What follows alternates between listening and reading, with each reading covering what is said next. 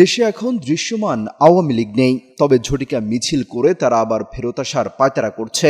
আগামীতে তারা রাজনীতিতে ফিরতে পারবে কিনা, নির্বাচনে অংশ নিতে পারবে কিনা, এ নিয়ে কাতার ভিত্তিক সংবাদ মাধ্যম আল জাজিরার সঙ্গে কথা বলেছেন বাংলাদেশের অন্তর্বর্তীকালীন সরকারের প্রধান উপদেষ্টা ডক্টর মোহাম্মদ ইউনূস।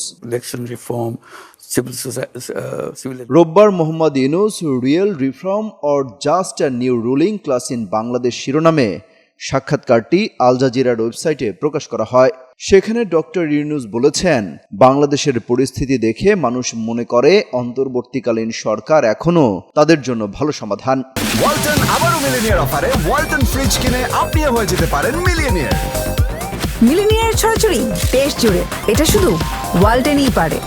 সাক্ষাৎকারে প্রধান উপদেষ্টা বিগত সরকারের অনিয়ম ও দুর্নীতি দূর করে দেশে অর্থবহ সংস্কার এবং অতীতের যে কোনো সময়ের চেয়ে ভালো নির্বাচন উপহার দেওয়ার প্রত্যয় ব্যক্ত করেছেন। সংস্কার তালিকা ছোট হলে ডিসেম্বরের মধ্যে নির্বাচন এবং তালিকা বড় হলে আগামী বছর জুনের মধ্যে নির্বাচন অনুষ্ঠানের কথা বলেছেন তিনি। Go a smaller version of the implementation, then we have the early election in December.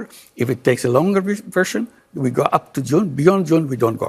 নির্বাচনে আওয়ামী লীগকে অংশগ্রহণের অনুমতি দেওয়া হবে কিনা এমন প্রশ্নের উত্তরে ডক্টর ইউনূস বলেন, এই প্রশ্নের জবাবের একটি অংশ আওয়ামী লীগকে নির্ধারণ করতে হবে।